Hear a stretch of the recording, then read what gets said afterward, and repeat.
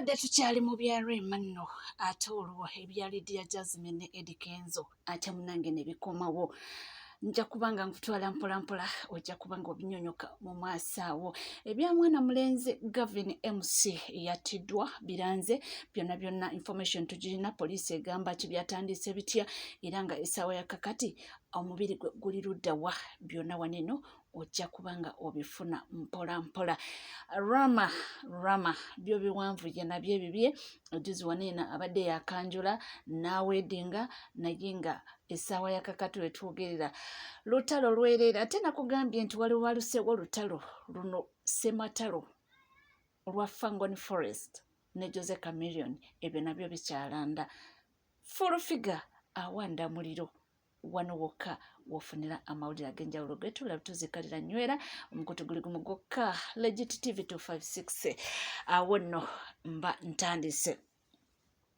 Tubadde tukyali awo nga tuli ku bya Rema yanobye Rema bawe era nabaleetedde omuwala ne mbamulaga. Ate ebya Lydia Jasmine ne Eddie Kenzo bikomyewo bitya? Mbu Lydia Jasmine buli bwalaba Eddie Kenzo mbu tayagala kukola kikumuvaako era mbu emirundi egisinga oba babadde mu bivulu mbu omulaba nga yeeyisa Eddie Kenzo wuuno amusitudde abantu si basanyufu era abafanzi bavuddeyo ne balumba Eddie Kenzo ne bamugamba nti yaganye okubanga yeewa ekitiibwa. Abamu bavuddeyo ne bagamba nti Nyamutolo deserves better, nti omukyala minisita Fiona Nyamutolo nti yeeyisa bulungi abadde asaana omwami mbu amugyamu nti kubanga Eddie Kenzo yalemererwa okumanya nti mwami mufumbo mbu teyeebwa kitiibwa ekyo, nti so nomba ekitiibwa ekyo yandibadde akikolera mukyala we kubanga mukyala we yeetwala bulungi, ayina engeri kwegamba ali so respective era naye yerespectinga nti naye omwami gwe yafuna mbu alemeddwa okubanga yeebwa ekitiibwa. Abamu babadde awo ne bagamba nti kyali Lydia Jasmine nti kyekitamye amu ne bagamba nti nedda Lydia Jasmine talina buzibu, omuntu alina obuzibu mbu ye Eddie Kenzo alemeddwa okutegeera ekyo nti kati nafumbirwa kati nawasa bino byembaddemu mbeesonyiwe. Awo tuvuddewo. Amawulire ga MC Gavin gakyeyongera okulanda era nga essaawa ya kakati wenjogerera omubiri gwe gwaggiddwa mu ddwaliro we gubadde. Kansooke nkutwaleyoko katini deni nkwongere abantu bawanda muliro era bawaga abakyala nti abavuka mukyafa nnyo mbu kubanga mususse okubanga mubanoonera obudde. Mulyoke tubakkirize mutandike okuyingira. Musooke mulinde tumale okumuyingizayo nsoke. Tukkirizaganya tumale okusooka okumuyingiza.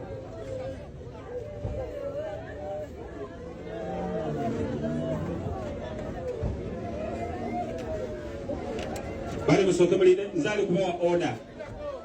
Musooke mulinde nzaaba wa order y'okusitula omuntu ono. Muggalewo.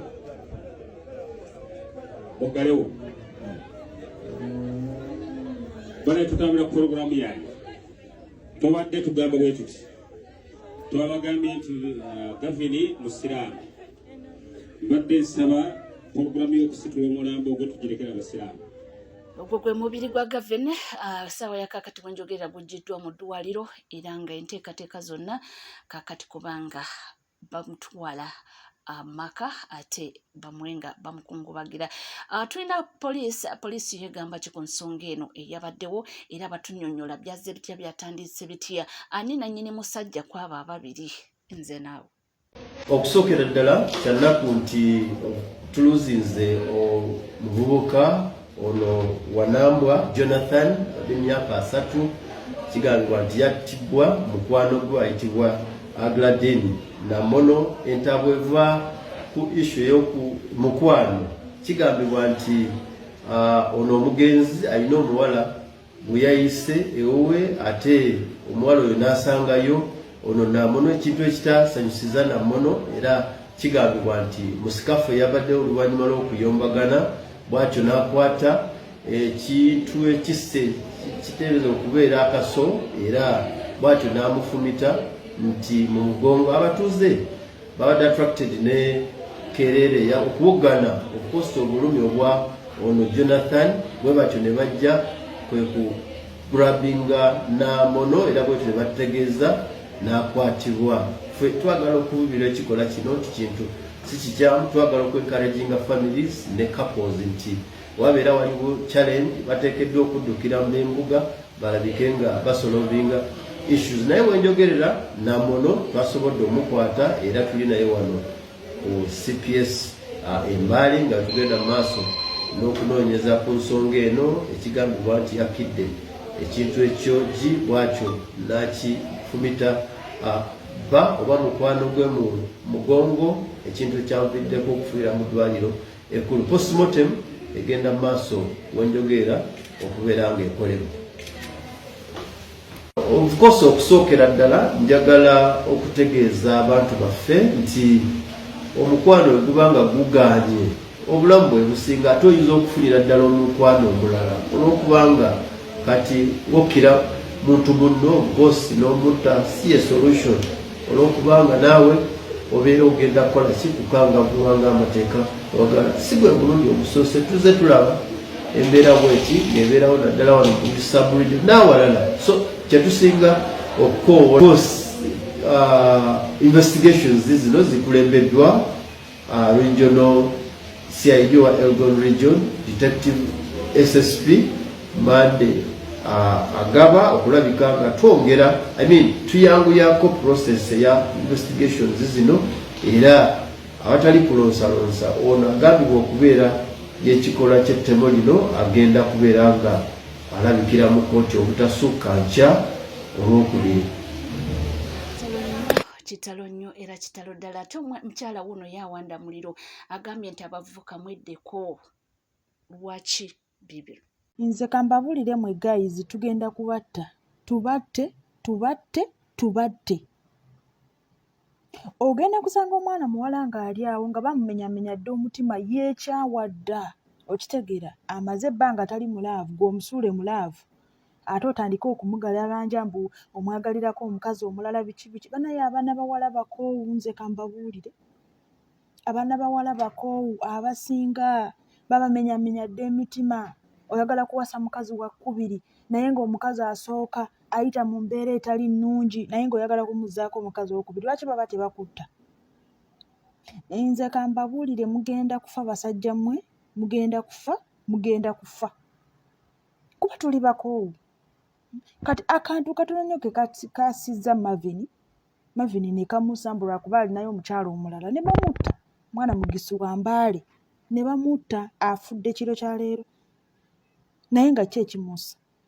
Uddeyo tweyongereyo n'amawulire ag'enjawulo agatambula. Manager wa Lion Skin avuddeyo ku nsonga ya mukulu Jose Chameleone. Nabagambyeko nti Jose Chameleone yavuddeyo n'agamba nti ajja kubbinkana ne ba Fangoni Forest. Kakati tuwulire manager wa Lion Skin agamba ki? Abanga anti Chameleone yakoze eki? Naye Nakisa obonedde mu industry ya Uganda. Ahera anti Chameleone naye mbwalumbye Nakisa jonkera akapati. Kakati anti Chameleone bino byakusukka entegeera okitegedde wabanga basobodde nga ankozaawe dde yasobola okuwasa nakuwasizaako ne muganda wo n'abalala babiri mu nnyumba emu. Anti Chameleone bino ebyendongo kati gwe twabikujja mudda waliwe twakuwera twabikujja mudda kati waliwo omwana w'2,000 amanye oluyimba lwakoma ddi okuba hiti luyimba lwolinga lwe tumanyi olulwo luyimba lwa Fake Gaza agala banana tuyimba lwa Gaza kati gwe tojja wano tuyinaawo mbuno topu gwe bawa yali kaliko mu Range Rover n'akaaba n'afukamira neyeebulubaga mu ttaka ezo Kimenka atema azeegulira n'azitema mugambe nti eza Kimenka azitema anko oba osenguka kudde oba oddayo eri mu bufumbo gye bakwambaliza sikaati bino byakusukka wakati mu bufumbo olina okutwalayo ne muganda ate kati naye mulema omukazi abaagala olina kupozi kati otwale wembala ate kati atole omusajja anaamusobola anti zuwe kitegeeza olina kulinda ono n'awona gwe totagala toleeta masikaati mu bintu bino ebintu byakusukkako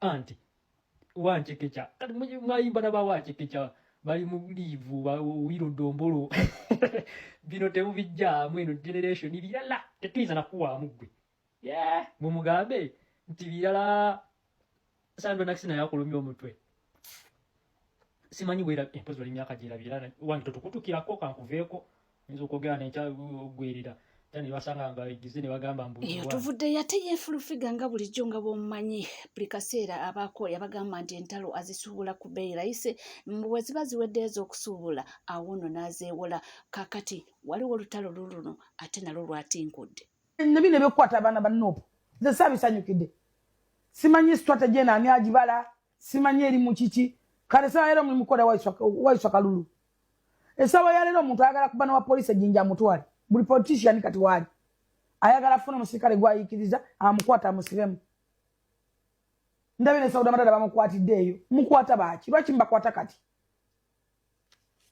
yes bali ku parade bakola ensobi naye lwaki mubakwata kati mutayi kuba mubakolera sympathies right now esawa yaleero buli nemayafuzi wala ayagala musirikale yenna amukwata amusibe ne wamusibe wiiki yaba amukoledde akalulu Rubia ni bamuvuza bamuza wabwe ne bagamba bamusibe ne lwongwala bamusibe kuba bakimanyi ekibayisaawo sympathy omuntu akusaba kati akalunga gamba nti mpa ku kifo ngendeyo mbe n'omulimu ndye musajja kalo yagwe bamayogeranga ne mugamba n'abagamba nti bino byakulya nga mumuyombesa ne kati beetandisa okweyogerera bannange nzikirerese mumpe ngendeyo owulira so nze tekyasanyusiza ekyokukwata abanupe right now simanyi strategy ani agibala simanyi abagirimu omanyi politics tugenda tubagamba nti politics is that game ne mugamba nti balimba politics bana basajja balina bamubala bone bamuteekawo kubanga walina ebintu oluusi bekola n'opposition nakyo nekibawakanya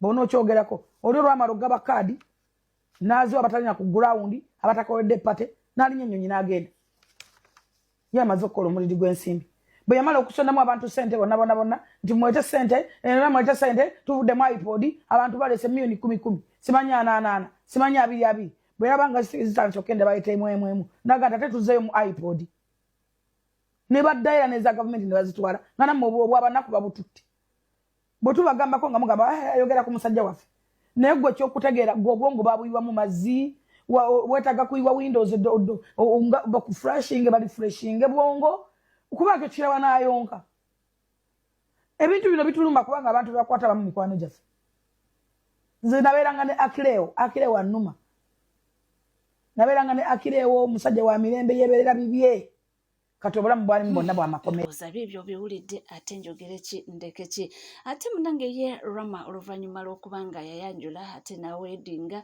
bintu bingi nnyo ebibadde bigenda mu maaso ku mutimbagano waneeno naye waliwo ono ye agambye nti nyina obubaka we njagala bumutuukeko yabadde agamba kibibyo kakati nno Rama ffe ng'abafumbo tubaaniriza I love seeing people nga beeyagala. I love seeing people making it official and, you know, celebrating, appreciating parents abakuliza abakyala baabwe in a cultural manner.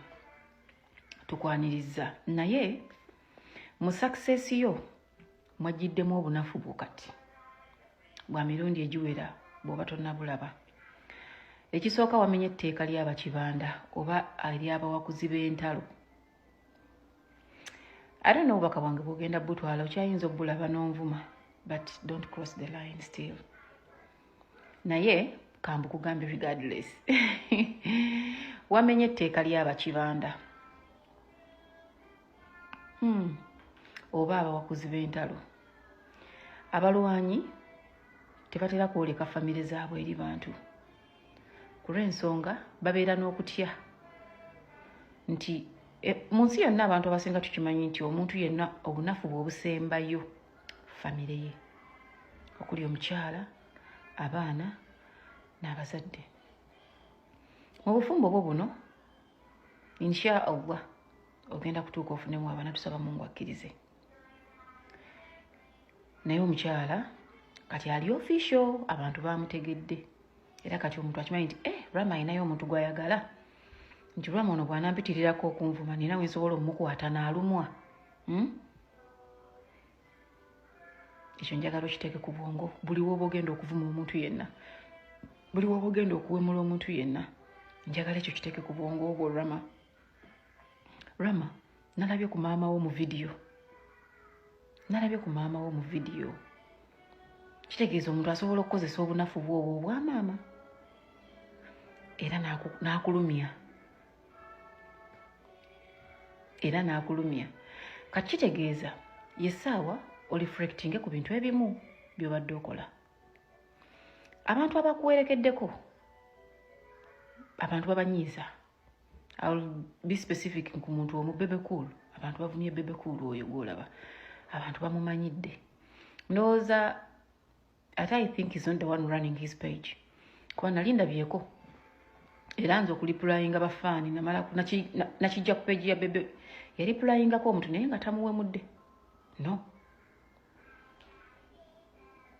Kitegeeza Rama abantu b'olinaanye oba b'ofudde bakwano bo oba bakufudde bakwano bo baako ky'obayigirako. It's high time okyuseemu. Okunyiiga kya buntu era tetukugaana kunyiiga, naye ebigambo byeditingemuuko.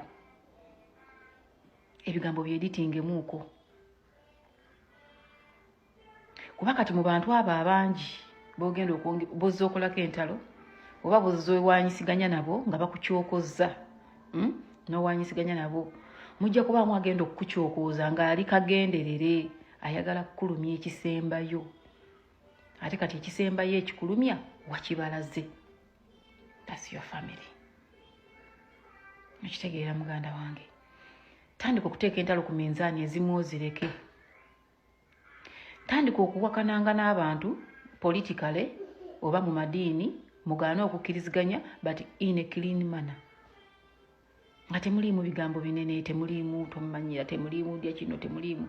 Era kati naawe entalo z'ogenda okulwana tandika okuleka famire z'abantu ebbali. Olumba oyo gw'oba olumbye gw'olinako ensonga oleme okuyingizaamu famire. Kubanga bwe nkugambye goyinza okuba nga musajja watu bw'onyiiga oyogera bwogezi bigambo n'ovuma n'oyogenda mu famire n'okirekaawo, omulala ajja kukitwala ku lujja we wazimba. Rama ogenda okuva gy'otambulidde ng'omusajja okugiriba dduniya oddeyo eka nga birala. Yensonga lwaki nagambye nti nno mu kusanyukaako olina amateeka ge wamenyeddemu ag'abalwanyi oba ag'abawakuzi b'entalo. Bakibanda abasinga tebalaga famire zaabwe, kizibu nnyo ku lw'ensonga baba bamanyi nti balina emiswiba egimala. Ate baba bakimanyi nti nabo ng'abantu wadde bakibanda balina emitima emigumu. Omuntu waba wakukwata ewaluma okunafu yakwata famire gyayingiramu. That's why nti olaba nti ne mu real life the cartels, abantu abannantalo basentalo abasinga tebalaga famire zaabwe simply because they want to be protected. Babeere safe okuva eri abo ababalinako obuzibu nabo be balinako obuzibu. Nina video zendabyeko wano nga zisaturating kale tezibadde nnyingi but it caught my attention nga omuntu addira obuwanguzi bwe. Kubanga nzi kino kiyita buwanguzi si kye kintu kiremye n'abantu abakulu abakusinga emyaka okukola. Mbuyita buwanguzi okuyita obuyisa abantu be wayise ne bajja. Kubanga eriye yali akoze omukolo nga gwa birthday n'abasatu n'atabaweza okitegeera. Kati nze ekyo nkirabanga buwanguzi era nkirabanga kirimu okwagala, kirimu gwe okubeera omwesimbu eri abantu abo b'oba oyagadde. Naye nkirabye nga waliwo omuntu akyekuusiza ku kuvuma nti kale omuvumi awasizza bamubeereddewo bamuwerekeddeko n'aweesa amaka g'abandi ekitiibwa. Nti baddidde obuwanguzi bwo, nze bwe ndaba nga it's a milestone of someone of your age. It is a milestone. Kubanga obufumbo commitment si kintu kyangu. It's not easy okera kwa kyano gamba nsazeewo kati ngenze noono kati omuntu waddira eyo success nabeera nga agirabinga ku nsobi iyo nti obufunidde ku kuvuma. It hurt me ne ngamba kyemugamba Ramono ne bano abamuwerekedde bamusasulako okubavumira abantu nti nedda. Ramono yayagala abantu be n'awagira Alien Skin n'awagira Bebe Cool n'ababeera nga bantu be nga takyuse nti kati essaawa eno n'ekyo tebakiraba. tebakiraba oli addidde obuwanguzi bwo bwonna, because that is a success to me. It is success. Ne ku bantu abalala wadde abantu wano badde wano ne beegezageza, it is success. Kyovulaba omuganda agamba omukolo simu nnyo kyogusanga mu buli maka. Kitegeera kati oyo addidde success agirabinga ku weakness yo emu, alese okulaba ebirungi 10 byolina ajjeyo ekibi ekimu. Yesaawa oddirizeemu, yesaawa entalo zikendeeze, yesaawa otandika okuleka ebimu bigende, yesaawa nga bw'oba ogambye ono fifi simuleka, koma ku fifi tosukka fifi, kubanga abantu naye wabaleze weakness yo ye famire yo. Kuno kwaliko omuwala yavumako ku muntu gwe mmanyi naye nga tamulabangako, naye omuwala yapositingangako kuno ebimukwatako. Yaddamu okufuna essimu okuva eri maama we ng'atudde ne gwe yavuma. Namugaa kati mpaayo ensonga 5. Maama we atuddewo aleka abaana yabalekera maama we, kweganga omuntu gwavuma gwakulyetingako obulabe agenze mpaka gwe gy'olina weakness yo wakati. I've never seen that girl posting again. Na account ba gifula private, I don't know. So kati Rama bwoba ovuma fifi muvume okome ku ye. Naye n'okuwemula kuno kati kuleke kwa maama omulaze ensi baleme kutandika gamba maama we nejjejja omukyala n'abantu abakuwerekeddeko abamu abatawemula I was even surprised. Oli musajja amanye eddiini yo. You even recite Quran. Can you try to edit your words? Can you try to clean your words? Ekirala entalo zibale. Abantu wabalaze nti naawe olina okwagala. Kitegeeza olina weakness. Buli muntu yenna alina okwagala abane weakness mu kwagala okwo. Kati ddirizamu. Bino mbikugamba nga muganda mukulu wo. Nze ndi mukadde wa kkanisa nkubuulira. Dirizamu. Kati omuntu akyasobola okukwata ewaluma kuba baategeddewo wakonfaminze. So webale kubanga wekumidde ku Legit TV 256 teweerabira kubanga subscribinga, ringinga that notification bell, sharinga, likinga ebisigadde buterevu nkomawo nabyo tovaawo.